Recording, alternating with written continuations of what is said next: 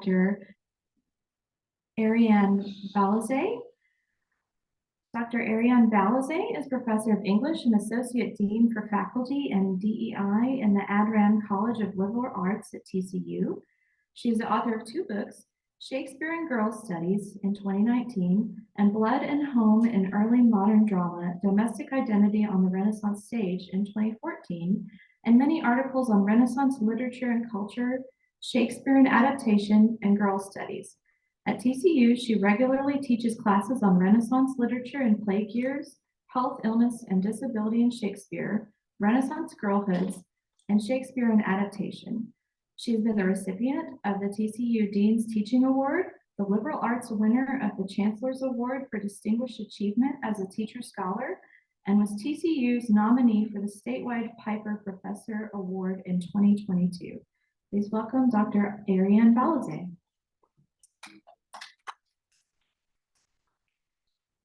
Thank you all. For those of you who are at home and watching over Zoom, you made the right choice because it's a packed house here and you might not have really been able to find a seat, and so you did exactly the right thing. So I'm glad all of you are here. All of these hardy souls are here. I'd especially like to thank Brandon Murray for inviting me to talk with you today. And I'd also like to thank the Friends of the Dallas Public Library for supporting this and so many other events that support our libraries and the library's vast promotion of the public good. My topic is plague in Shakespeare's Romeo and Juliet, and I will be discussing some difficult ideas, including pandemics in a historical and contemporary context. We'll be talking about other forms of disease, violence between the Capulets and the Montagues, and of course, the deaths of Romeo and Juliet by suicide, as well as their parents' grief. My aim overall is to show how the human spirit endures and can find beauty in the face of personal and communal loss. So I hope you will stick with me. So am I in the shot? Am I cleared to go? Okay, good. I'm going to begin with a story that takes place just a few years ago. My then 4-year-old daughter had a medical emergency that resulted in a late night trip to the emergency room. She had complications after a routine surgery. She had just had her tonsils removed and suddenly lost a great deal of blood. She was in and out of consciousness as I loaded her into the car for a white knuckle drive to the ER. And when we arrived, I was relieved that we didn't have to wait a single minute in the waiting room because the nurse took just one look at my daughter's unnaturally green face and took us right back to see the doctor. I know I should jump forward a bit. My daughter is absolutely fine. She is a happy, healthy 8-year-old. She is at her first overnight sleepover right now. She just got dropped off. This event a couple of years ago, we were admitted to the hospital overnight. She had to be treated with iron for a little while, but she did not require a blood transfusion, and she left the hospital the next day skipping, literally skipping.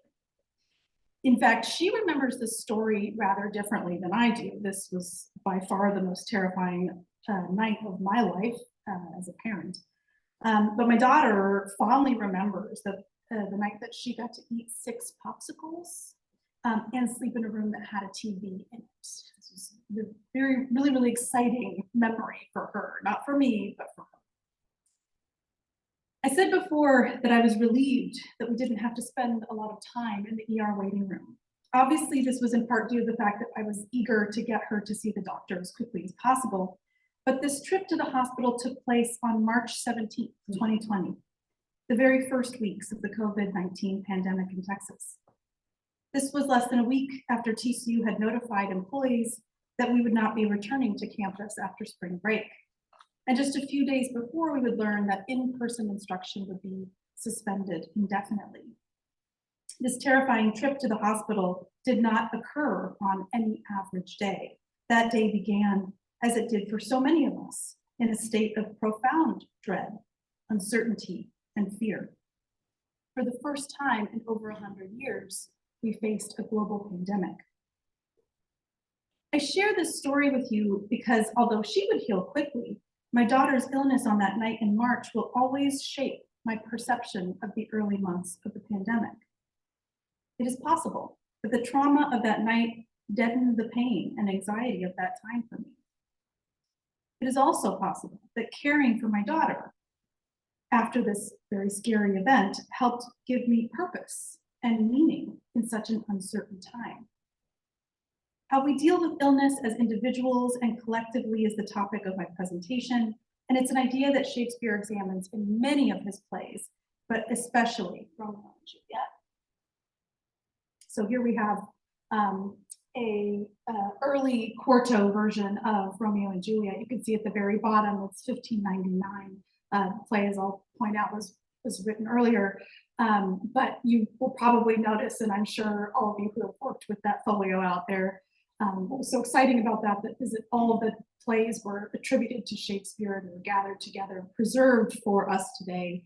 This quarto version doesn't even feature his name. This was a pirated copy, probably, of Romeo and Juliet.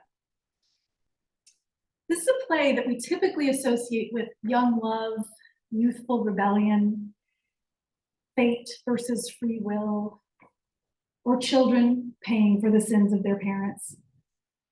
Of all of his plays that mention plague, there are many, only in Romeo and Juliet does Shakespeare use plague to drive the plot.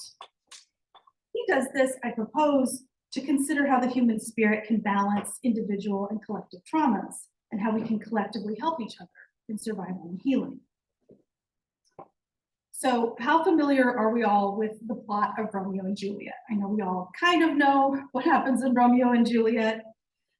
Juliet, not yet 14, and Romeo, who's slightly older, are secretly married on the day after they first meet. Romeo is drawn into a street fight that kills his friend, and then enraged, he kills Juliet's cousin and is exiled to Mantua.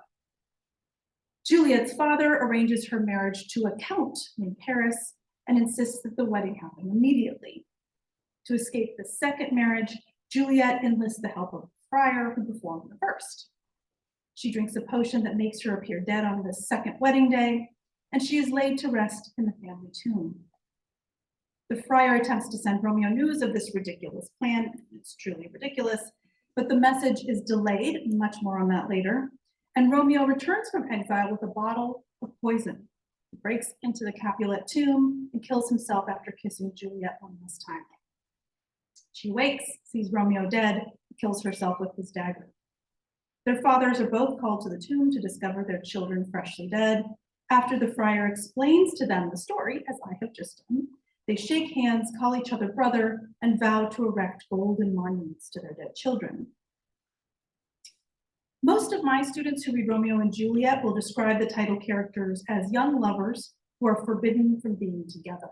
In fact, their love is never forbidden, never actually forbidden from being together. Their families don't even know their romance until they're both dead in the tomb. Yes, it is true that Romeo and Juliet come from warring families, the Montagues and Capulets, but the conflict between them is largely prompted by their peers, not their parents. So in the first scene, two groups of young Montagues and Capulets are trading insults and readying to fight. Benvolio, Romeo's cousin, is pleading with them to put down their swords when Juliet's cousin Tybalt enters and inflames them all. He says, "What, drawn and talk of peace? I hate the word, as I hate hell, all Montagues and thee." When Romeo and his friends sneak into the old accustomed feast at the Capulet house, Juliet's father has only praise for Romeo. Tybalt says, "'Tis he, that villain Romeo." To which Capulet replies, "Content thee, gentle cuss, let him alone. Bears himself like a portly gentleman, and to say truth, Verona brags of him to be a virtuous and well-governed youth. I would not, for the wealth of all this town, here in my house, do him disparagement." This is Capulet talking about Romeo. It's not to say that Capulet would welcome Romeo as a son-in-law with open arms, of course, but it does suggest that this ancient grudge between the two families does not prevent all civility between them. Indeed, we learn earlier in the play that Romeo is motivated to attend the feast because he is already chasing a Capulet girl, Rosaline. with whom he's infatuated at the beginning of the play, is also Juliet's cousin. So Romeo is already in love with an enemy Capulet when the play begins, and no one is too concerned about it. What happens at this party is that Romeo and Juliet fall for each other. They catch feelings, like one might catch a virus. In Shakespeare's Twelfth Night, written in another later plague year of 1603, the Countess Olivia is shocked to discover that she has fallen in love at the first sight of a young page named Cesario, who is actually the heroine Viola in disguise. After Cesario leaves, Olivia remarks, "Even so quickly may one catch the plague?" Twelfth Night ends, as do most of Shakespeare's comedies, with multiple weddings and an ostensibly happy ending. But the play begins in tragedy. Viola survives a shipwreck, and assuming her twin brother is lost at sea, she disguises herself to enter a duke's court. She is grieving the loss of her brother until the very final scene, when the twins, each thinking the other has drowned, are reunited. In both Romeo and Juliet and Twelfth Night, Shakespeare uses this language of plague, which was so present in their minds because they just survived an outbreak, to describe both love at first sight and personal grief. These plays would have given audiences about 2 hours to connect the experience of pandemic with love as a way of supporting communal survival and healing. So I'm going to turn now to talk for a bit about how Shakespeare's audiences would have experienced and understood outbreaks of plague and pandemic and healing, and show how Shakespeare uses the rhetoric of plague to express these strong emotions in Romeo and Juliet and a little bit in Twelfth Night. I'll then discuss 2 common features of Renaissance plague literature we see in these plays: the experience of wonder and the practice of storytelling as a form of escape. So, as a scholar of the English Renaissance, I'm not often in the position of having highly relevant expertise. During COVID, however, my background in plague, contagion, and illness during Shakespeare's lifetime all of a sudden became highly relevant. The public wanted to see the pandemic in terms of Shakespeare's work.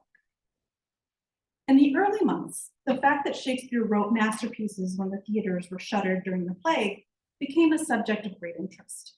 I started to see headlines like this one: "Shakespeare wrote King Lear during the plague. What great work will emerge from this pandemic?" Which is a little bit confrontational. Like, what are you doing? Shakespeare wrote King Lear. It's like, okay, he was, that's all say. He was used to it by then. And then, of course, Shakespeare plays made in lockdown 1. Again, not true, many plays. Taylor Swift albums made in lockdown 2. This is, the previous 2 albums. We've got a lot more now on our plates conveniently as of yesterday. I could say a lot more about Taylor Swift and Shakespeare. I'm not going to. I'm gonna hold myself back, but just so you understand, it's under there. It's true that Shakespeare wrote King Lear during or shortly after an outbreak of the bubonic plague, but of course that could be said of many of his plays. Shakespeare was actually born in the plague year of 1564. And outbreaks during the years 1592-93 and 1603-04, the last one being at the height of his dramatic career, were particularly awful. During these periods of plague, theaters were closed to prevent contagion, so Shakespeare had time to write a great deal before the next theatrical season. Among his plays, Romeo and Juliet, Richard II, and A Midsummer Night's Dream were likely written during that 92-93 plague.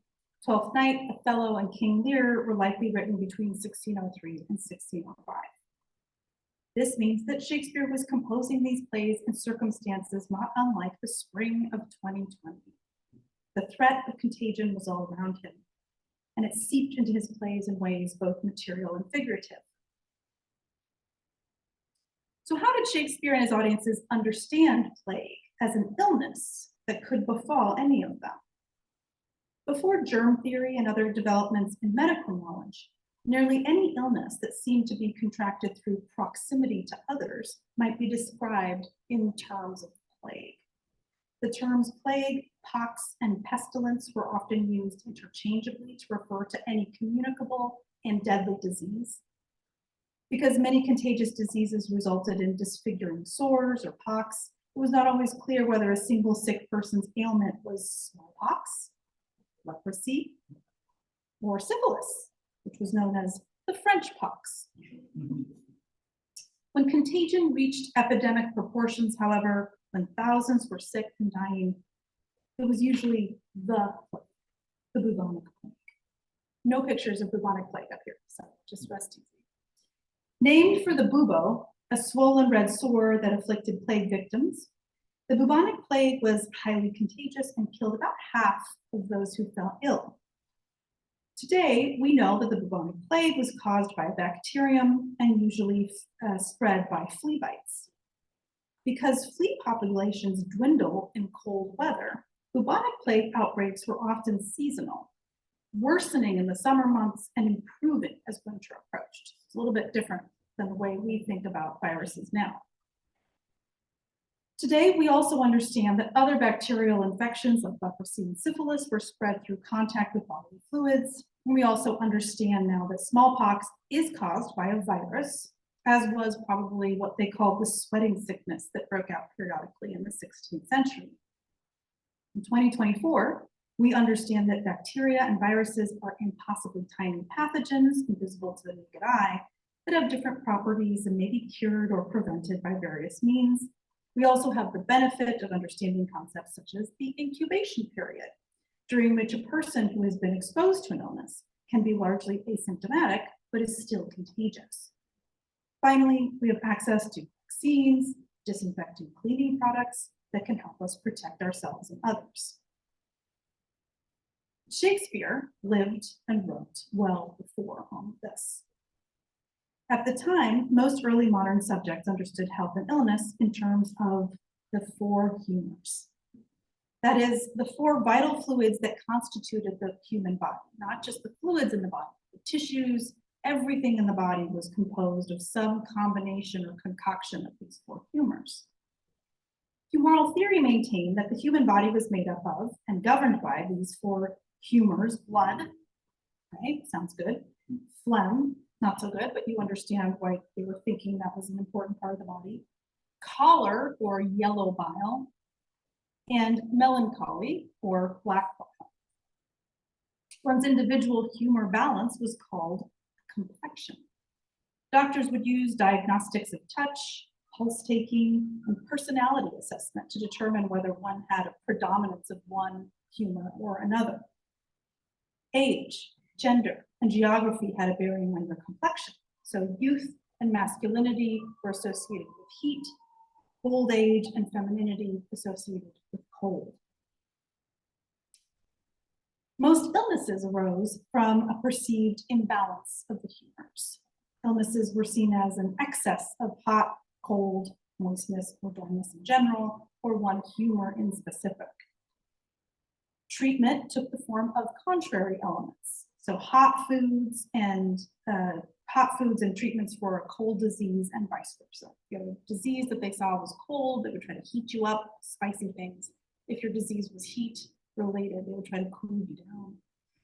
Procedures included cautery, that is hot irons applied to various parts of the body, phlebotomy, bloodletting, application of leeches, and herbal purgatives.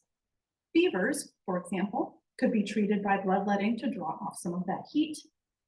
And this is a 1665, this is from the 1665 plague broadside, but you can see on here, it's hard to read, but it's a 1665 recipe to prevent infection from plague, and it's a glass of milk with garlic first thing in the morning, which sounds awful, probably not very effective. Medical practitioners were called physicians, surgeons, barbers, because barbers had access to sharp blades that could be used for bloodletting, barber surgeons, or leeches, because leeches were used then as now for drawing off excess blood.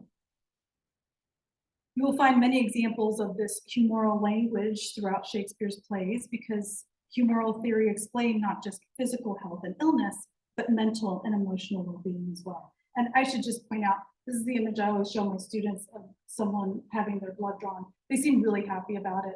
And both figures are smiling. It does not seem like a pleasant experience. There was no, antibacterial wipe before this happens. But in any event, this is sort of the standard of care if you had a kind of regular run-of-the-mill illness, everything from a migraine to menstrual cramps. In the first few lines of Romeo and Juliet, for example, the Capulet Samson says that if he is angered by insults from the Montagues, he is ready to fight. He says, if we be in choler, we draw. In other words, if they are prompted, they will act out of their anger or their choler, this humoral element of choler, and draw their weapons. Later, Benvolio worries that the summer heat will inevitably end in choleric violence. The day is hot, the Capels are abroad, and if we meet, we shall not escape abroad. For now, these hot days is the mad blood stirring. Just incidentally, in Twelfth Night, Viola describes herself when she's lovesick as having green and yellow melancholy. Green and yellow aren't normally associated with melancholy, but there's all these different forms that these humors could take in your physical and emotional experience. Crucially, humoral theory suggested that individuals usually became sick because their individual complexion was out of balance. If illness was connected to one's specific humoral balance, as I've just said, however, how is it that plague would make just about anyone sick? Contagious diseases demonstrated that humoral imbalance was not the sole factor in illness, and the evident capacity of plague and other illnesses to spread throughout large populations without regard to class, age, gender, or humoral complexion unsettled early modern understanding of health. People in the Renaissance used several overlapping concepts to explain the idea of communicable diseases, including the notion of miasma or vapors. Since places or bodies infested with plague smelled rotten, the idea emerged that corrupted and noxious air spread disease. So close, we're close. Thus, stench and strong smells were associated with contagion, since people might not see microscopic pathogens, but they knew by smell that a person or house was infected. Two very comic characters in Twelfth Night seem to be using this language, ironically, to describe someone's breath as he sings about it. Andrew says, a mellifluous voice, as I am the true night. A contagious breath, very sweet and contagious in faith. To hear by the nose, it is dulcet and contagion. And they're teasing, but they're also drunk. So that's why it doesn't make much grammatical sense. They describe a lovely mellifluous voice, a singing voice, and the singer's breath as one and the same. Both are sweet and dulcet, but also contagious in that they are infectious, like a song you can't get out of your head. Contagion here refers not to something bad, but rather something that gets into you without your control, through your ears and nose. Now, some Renaissance scientists identified tiny particles, they usually called them seeds, as the primary agents of contagion, which could be carried through corrupted miasmic airs to infect the body through orifices or even just through the pores of the skin. These seeds don't always resemble modern pathogens in germ theory, though, and Renaissance writers often found larger spiritual explanations for contagious diseases that went along with the idea of corrupted air. In his treatise of the plague, which was published shortly after Twelfth Night appeared, Thomas Lodge wrote, "This sickness of the plague is commonly engendered of an infection of the air, altered with a venomous vapor, dispersed and sowed in the same. This dangerous and deadly infirmity is produced and planted in us, which Almighty God, as the rod of his rigor and justice, and for the amendment of our sins, sendeth down upon us." Here Lodge claims that plague comes from a venomous vapor and asserts that it is ultimately a punishment from God. Books of prayers and sermons return to this notion over and over again as plague claimed victims from all walks of life. Whether plague was a divine punishment or a vapor in corrupted air, or both, Shakespeare's plays characterize contagion as something invisible, powerful, and deeply mysterious. Olivia, again, this is in Twelfth Night, she's just met the page Cesario, and she's like, oh my gosh, I like this guy. Says, even so quickly may one catch the plague. Methinks I feel this youth's perfections with an invisible and subtle stealth to creep in at mine eyes. Cesario's beauty or perfections are creeping into her mind with an invisible and subtle stealth. It is as though she's being infected by Cesario's beauty, and she is immediately consumed by the plague of love. In another example, in Twelfth Night, Orsino suggests that Olivia's beauty is strong enough to clear away corrupt and pestilent air. At the beginning of the play, he describes his own experience of love at first sight in terms of play. Oh, when mine eyes did see Olivia first, methought she purged the air of pestilence. Instead of describing himself as catching the plague, he imagines that his experience of love has instead protected him from contagion. For Orsino, his love of Olivia is a form of healing, even though he is certainly lovesick throughout the play. And if it's a little confusing, Olivia and Viola and Olivia and Orsino, that's kind of the point of the play. There's a lot of interchangeable love objects in the play. It should not go without saying that even in the 16th and 17th centuries, public officials could understand that gatherings of large crowds during outbreaks of plague increased the spread of the disease. And so the thriving London theater scene was repeatedly shut down to prevent illness.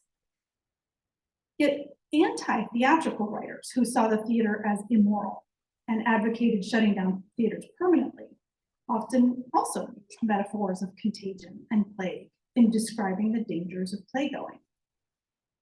In 1587, William Rankins published a treatise calling for the elimination of public theaters.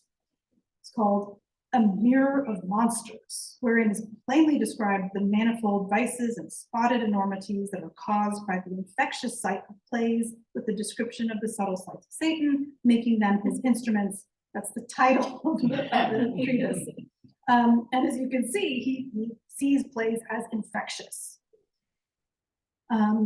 His treatise goes on to argue that players or actors are venomous vipers whose pleasure as poison spreadeth itself into the veins of their beholders. Such is the infectious poison of these men, and such danger is it to be near the view of their vicious exercise.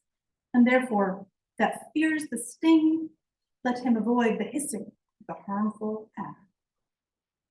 For Rankins, among others, advocating for the closing of the theater on moral grounds, watching a play is tantamount to risking your life, because viewing the vicious exercise of a play is like exposure to poison or infection. When plague did break out in London, houses that were thought to be infected were placed under quarantine to protect others, and sometimes whole cities were sealed as an extreme form of quarantine. Many wealthy families fled to the country to avoid contagion. In 1578, Queen Elizabeth I issued these sweeping plague time orders, mandating imprisonment for infected individuals who broke quarantine. She writes in her orders, if there be any doubt that the masters and owners of the houses infected will not duly observe the directions of shutting up their doors, especially in the night, then shall there be appointed 2 or 3 watchmen by turns, which shall be sworn to attend and watch the house, and to apprehend any person that shall come out of the house contrary to order. And the same persons, by order of the justices, shall be a competent time imprisoned in the stocks in the highway next to the house infected. Although the language of plague and pestilence was ubiquitous, Renaissance dramatists actually very rarely depicted the suffering of plague victims. Romeo and Juliet was likely first performed around 1593-94, not long after theaters reopened after the 92-93 plague passed. Early audiences would have included mothers and fathers grieving the loss of their children. Those fortunate enough to have survived an infection may have carried visible marks and scars from carbuncles, necrosis, and of course the painful, swollen, discolored lymph nodes that give the plague its name. The dying lines of Romeo's friend Mercutio, plague on both your houses, seems freshly cruel in the context of a post-pandemic theatrical audience. This is the vengeful curse of a dying man, but as I alluded to earlier, the plague is a real material threat in Romeo and Juliet. It is an outbreak of plague that prevents the friar's letter from getting to Romeo, exiled in Mantua, prompting Romeo's suicidal response. To inform Romeo of Juliet's plan to fake her death and escape marriage to the Count, Friar Lawrence sends a message with another friar named John. When he sees John next, Friar Lawrence is horrified to discover that his messenger never left Verona. John says, "Going to find a barefoot brother out, one of our order, to associate me here in the city, visiting the sick, and finding him. The searchers of the town, suspecting that we both were in a house where the infectious pestilence did reign, sealed up the doors and would not let us forth, so that my speed to Mantua there was stayed." Friar John here admits to seeking out another friar who was visiting a sick family in Verona, but the searchers of the town, who sound a lot like the watchmen in Queen Elizabeth's decree, suspect that they had visited a house where the infectious pestilence did reign. Believing Friar John and his colleague to be coming from a house struck by plague, these officials force them to remain inside. Friar John says he wasn't even able to get a messenger to take the letter, so fearful were they of infection. Despite this, however, Friar John is able to leave the house the following day to give this report to Lawrence, implying that the infectious pestilence had not, in fact, struck the family he was visiting. So we have this specter of plague raised, and we have a very real consequence that there is plague in this house, possibly, or that there is a suspected outbreak in this particular neighborhood. But apparently it was a false alarm because John is able to leave very quickly. Scholar Barbara Tracer observes, the audience never hears about the supposed plague sufferer, whoever it was that John and his colleague went to visit in that house, even whether it was a man, woman, or child. Only the house is mentioned, closed, to protect the community from the infection it may harbor within. She continues, the concern is for preventative measures to protect those not infected. The victims, if there were any, have already been written out of the text. The vestiges of plague reference that remain are all prophylactic.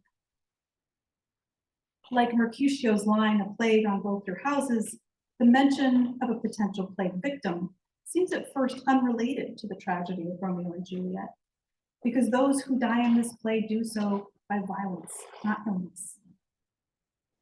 But this episode also gives us the startling information that Romeo and Juliet takes place during an outbreak of plague, which is so prevalent that the searchers of the town have been dispatched to find suspected plague houses and enforce that strict quarantine.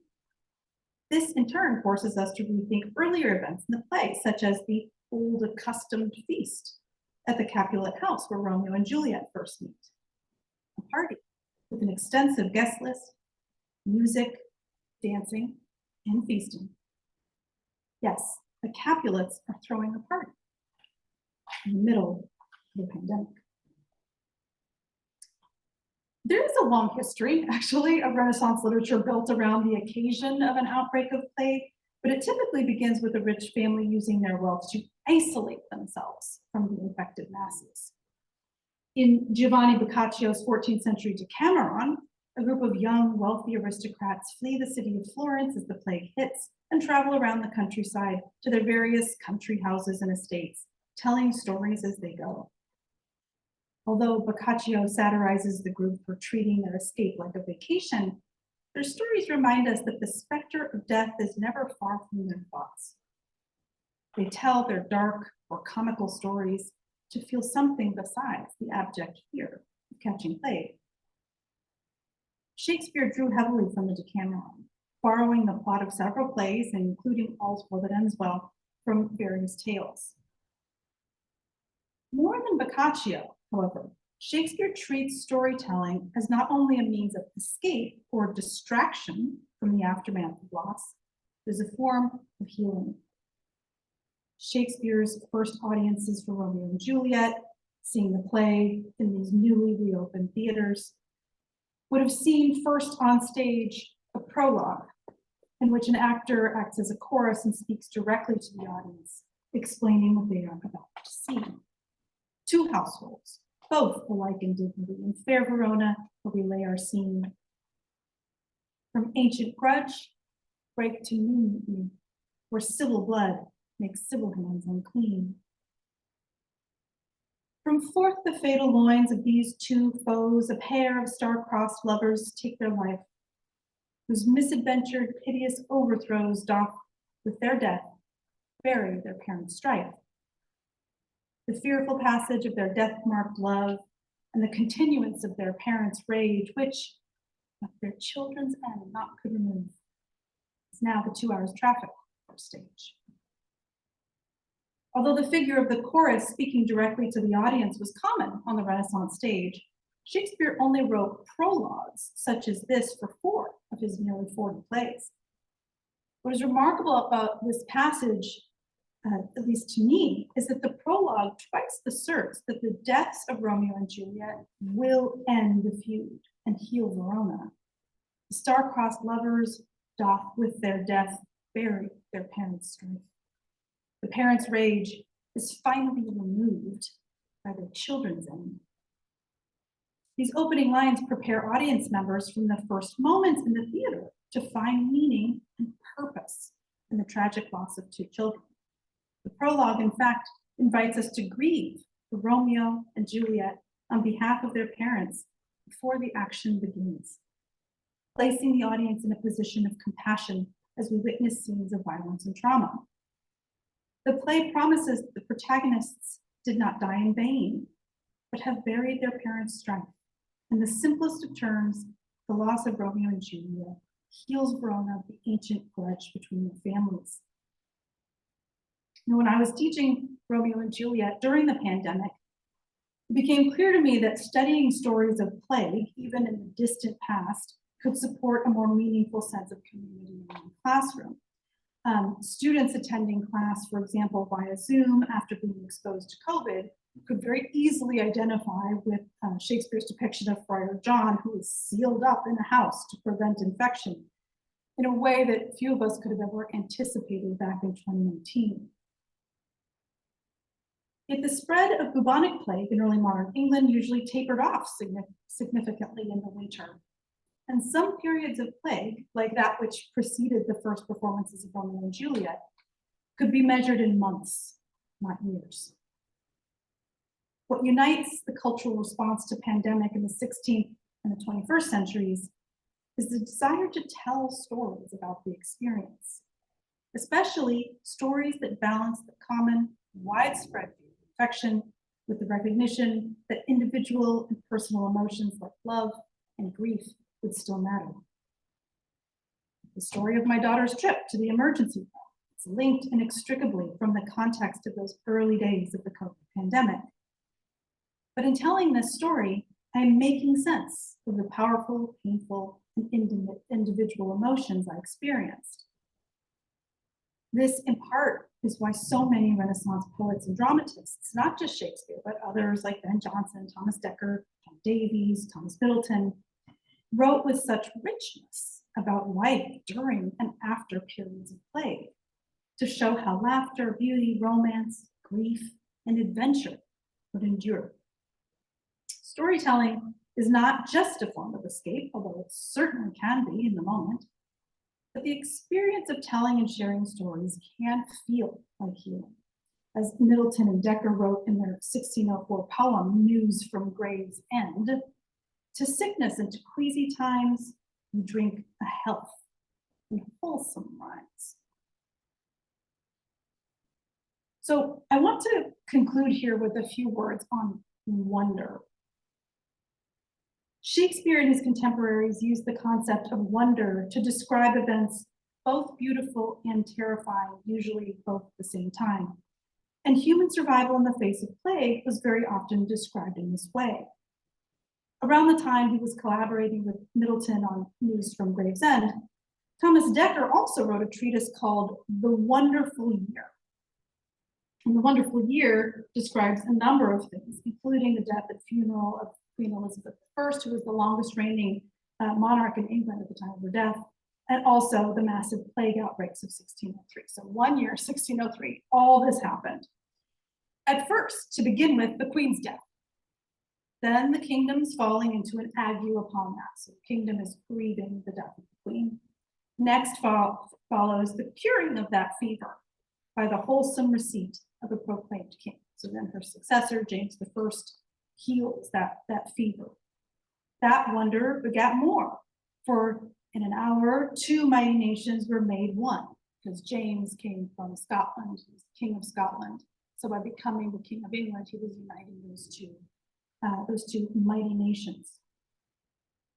Wild Ireland became tame on the sudden. I doubt that, but that's it. Wild Ireland became tame on the sudden, and some English great ones that before seemed tame on the sudden turned wild.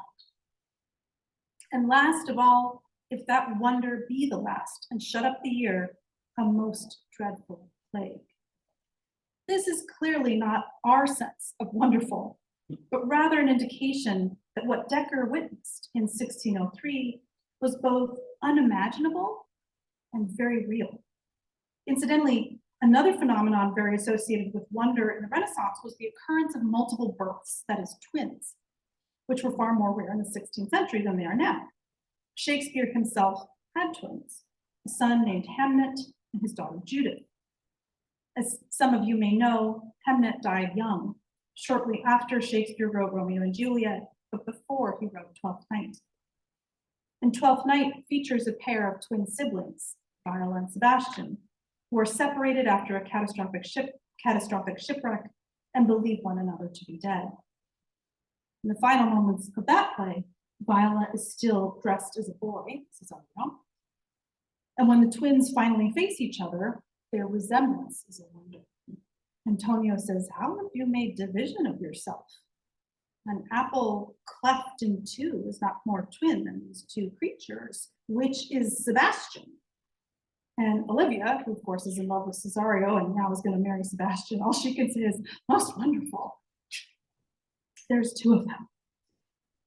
This reunion at the end of the play is deeply moving when viewed in the context of Shakespeare's life, in that it resurrects his long-lost son and gives him a happy ending and reunion with his sister.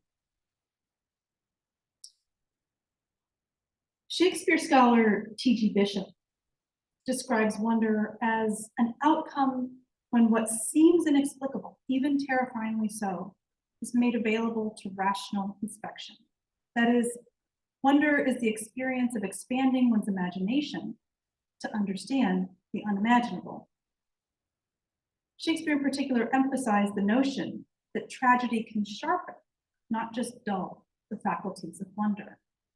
Deep pain can raise the individual's capacity for joy and beauty. At the very end of Romeo and Juliet, the bitter enemies Capulet and Montague realize that their children's marriage has made them family, and they clasp hands in shared grief. "Oh, brother Montague, give me thy hand. This is my daughter's jointure, for no more can I demand. But I can give thee more, for I will ray her statue in pure gold, that whiles Verona by that name is known, there shall no figure at such rate be set as that of true and faithful Juliet." What Romeo and Juliet prompts us to consider is how we might view our world, even in the darkest of times, with this level of wonder and appreciation and gratitude.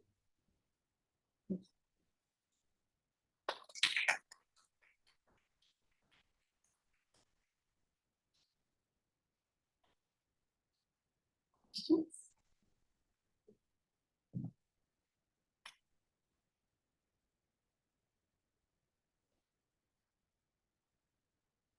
I'm gonna see if there's any in chat, at least if I can figure it out.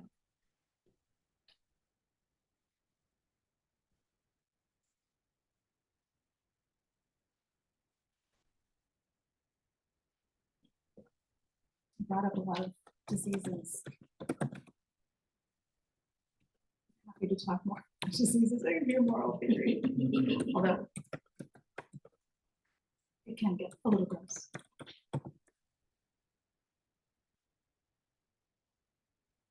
Well, just off the top of your head, my students are working on The Tempest. Are there any plague references in The Tempest? Yes, so there are some good ones in The Tempest that have to do with the way that Caliban talks about Prospero.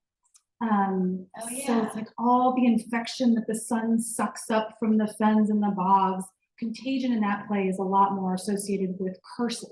Gotcha. But there are these diseases that Prospero, so this is a desert island, and the sort of protagonist, Prospero, and his daughter are there, and he has enslaved these two figures, Caliban and Ariel. And Caliban is consistently trying to like curse him back because Prospero uses magic to control them. And usually it's Caliban talking about you know, some kind of cursed disease that he could reflect back onto Prospero. Gotcha. So there's plenty of that. There's plenty of that there. But that idea of contagion and infection being something that you can harness from nature and then, you know, put upon someone else. Definitely not what, you know, folks are dealing with Romeo and Juliet and Twelfth Night, but you can kind of see how Shakespeare is dealing with it in lots of different ways. And then the connection between contagion and poison, which I kind of just alluded to here, that's the driving force in Hamlet. So for Hamlet, contagion is almost always poison or the snake or the venom. And you can see like there's all those overlapping language where there's venomous vapor that just floats around and makes people sick. And then there are the venomous actors who have this poison that they're infecting their audiences with. And then a play like Hamlet, that poison becomes literal, where there's poison is used to kill the king. But of course, the official cover story is that he was bitten by a snake. So Shakespeare's getting a little bit, you know, he's drawing upon all of those ideas, especially in some of those later plays.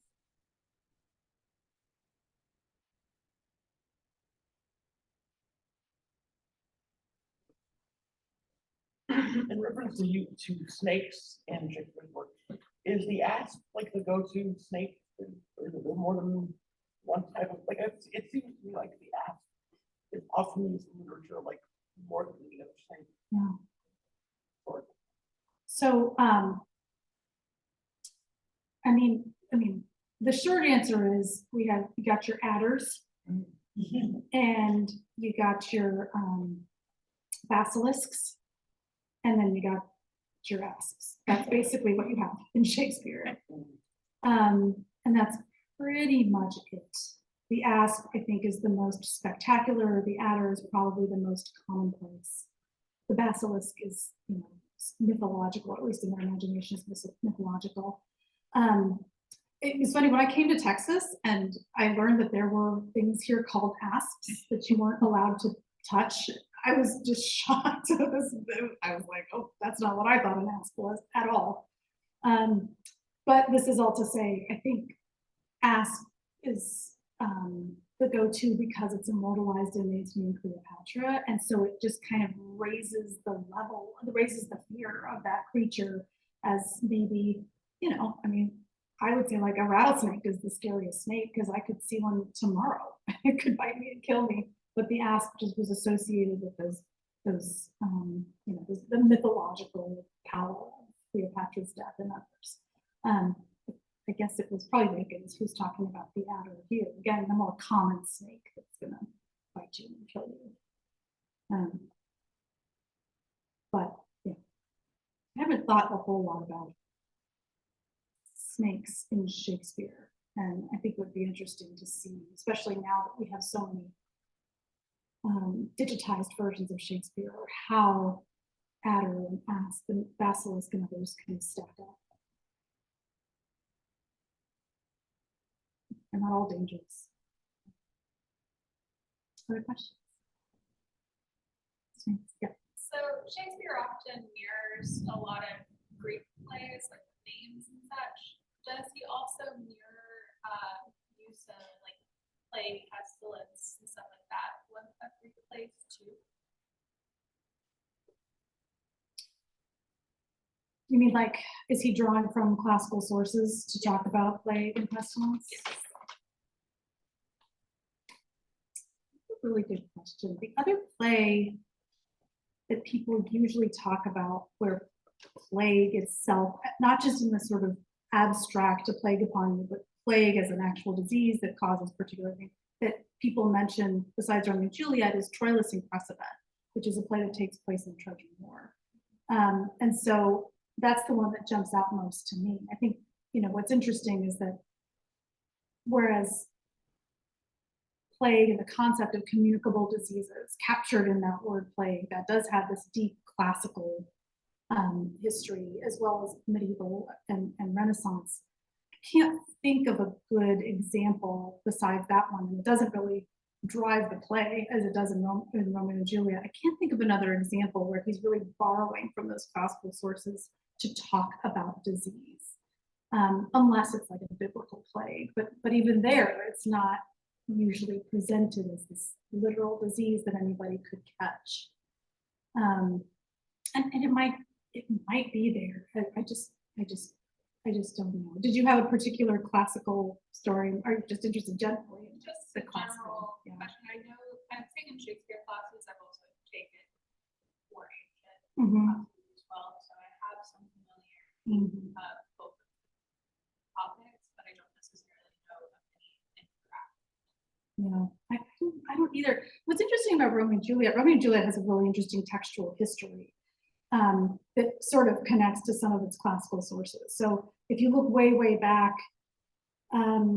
the story of Pyramus and Thisbe, which is also represented in Midsummer Night's Dream, literally mounted in Midsummer Night's Dream, it's not Greek, it's a Roman, it's from Metamorphoses, but it has that, you know, lovers separated and they try to run away together, and then there's some accidents, some incidents, and they both like ultimately kill themselves over this miscommunication.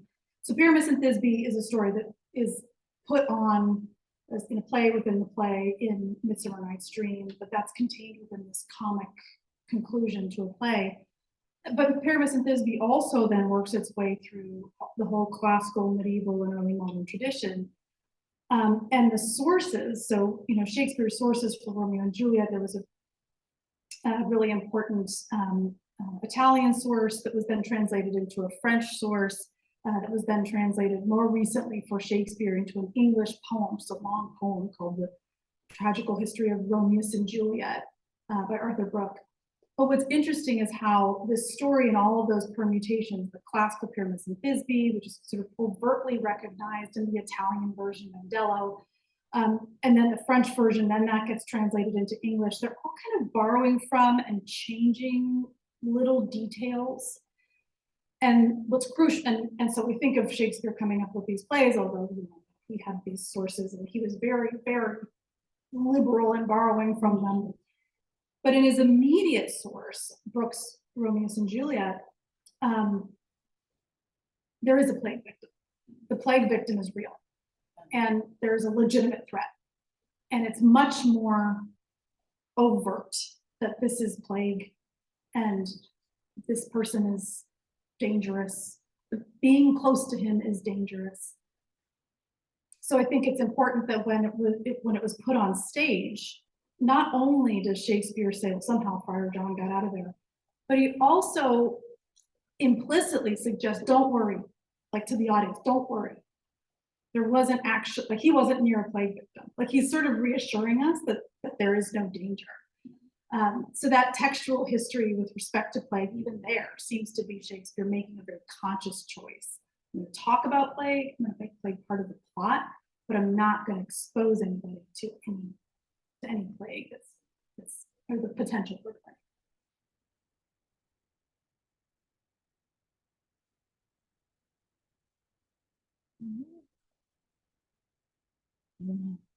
Okay. And, Well, thank you. thank you. Thank you Thanks. so much. Okay.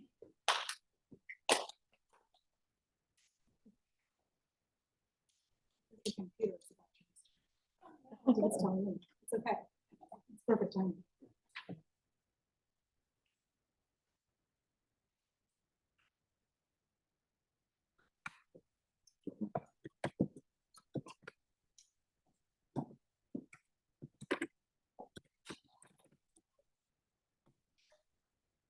Thank you all for inviting me. Oh.